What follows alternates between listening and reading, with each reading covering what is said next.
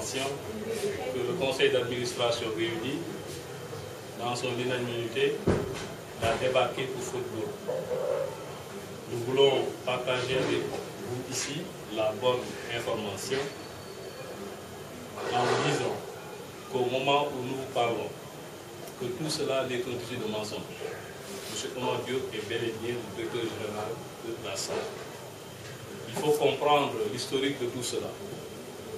Depuis 3 mois, il y a quelques individus tapinant l'or, encagoulés, et dont la plupart sont les actionnaires de Locafrique, détenant 34% des parts de la société africaine de raffinage, et quelques individus qui visent la place de M. Omar Diop, qui mènent en interne, tout comme en externe de la SAR, une campagne de diabolisation visant à pousser à la démission du DG de la SAR.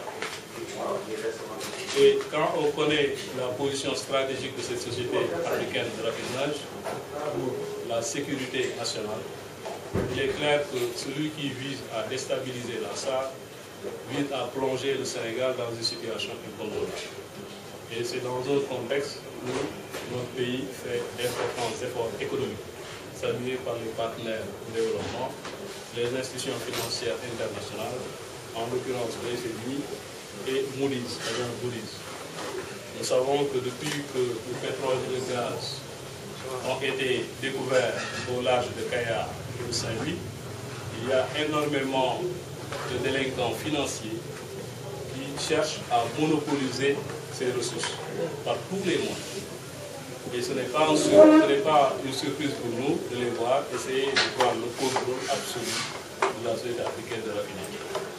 Et il faut comprendre que cette société est grandement contrôlée par l'État du Sénégal, avec 46% des actions. Locafrique en détient 34%, après avoir acheté les parts de Saoudi Ben Laden Group, qui était le principal actionnaire avec l'État du Sénégal. Il y a également comme autre actionnaire Total et Sahara Energy qui détiennent le reste, de quelques actionnaires sont des employés de la SAR. Maintenant, est-ce que nous, Thiessois, nous allons continuer à laisser ces gens-là essayer de jeter le discrédit et en pâture le directeur général Omar Diop, qui est notre camarade de parti, qui est un bienfaiteur du département de Thiès, des populations de Thiès? Est-ce que nous allons rester bras croisés ou nous mobiliser pour faire face à ce pourvoi, à ces pourfendeurs? Il est clair que la réponse est non. Nous avons décidé de nous organiser, et certainement les autres collègues reviendront là-dessus. Dans un premier temps, porter la bonne information à l'opinion. Dans un second temps, faire des actions politiques sur le terrain et faire face à ces encagoulés, qui qu'ils soient, qui est derrière eux. Quelle que soit l'étendue de leur force, nous leur faisons face. Voilà donc la détermination avec laquelle nous nous sommes dit qu'il faudrait réunir ce point de presse, porter l'information à l'opinion. Rappeler simplement à l'opinion nationale que M. Omar Diop a été nommé depuis 2013, en novembre 2013, si mes souvenirs sont exacts.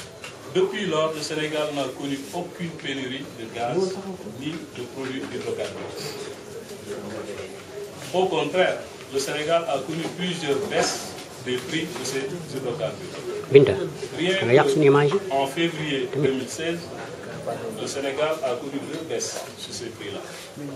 Alors qu'auparavant, on a connu énormément de crises avec des pénuries où on a vu des populations entières aller pour trouver le gaz butane. J'en veux pour preuve les dates de novembre 2010 où il y avait la grève des transporteurs hydrocarbures. La date de février 2010, il y avait une pénurie qui était dénommée Black Brain Gold. Il y avait également en janvier 2013 la pénurie de carburant hors bord pour les pêcheurs, qui avait comme désastre de ne pas permettre à l'ensemble des ménages sénégalais de bénéficier du tiers budget national. Il y a également en mars 2008 une grande pénurie où il n'y avait aucune goutte de carburant dans les stations d'essence. Mais grâce à M. Omar Diop, avec sa gestion très pointue de la SAR, très rigoureuse, qui nous a évité d'avoir ce fuel frelaté qu'on avait connu, dont certains membres même de l'Afrique en étaient les principaux responsables. Grâce à Omar, le Sénégal a connu des hydrocarbures de qualité, mais en stock suffisant. Et depuis 2013, le Sénégal n'a connu aucune pénurie. Maintenant, il y a des délinquants financiers qui veulent s'accaparer de la SAR, prendre en otage nos stocks d'hydrocarbures nationaux et faire grimper les prix. Et ça, nous ne l'accepterons pas et nous ferons face. Car ces mercenaires-là, tout ce qui les intéresse, c'est de gonfler le compte bancaire. La souffrance des ménages sénégalais, c'est le cadet de nos soucis. Mais qu'ils comprennent qu'au Sénégal, les gens sont assez éveillés pour le faire face. Donc, voilà en gros les quelques éléments qu'on avait à partager avec vous. Vous remerciez encore une fois de votre forte mobilisation pour venir avec nous donner cette information à l'opinion nationale. Donc, je vais laisser les autres camarades s'ils ont quelque chose à ajouter. Quelle est la position de l'État du Sénégal? Merci de nous faire un petit résumé.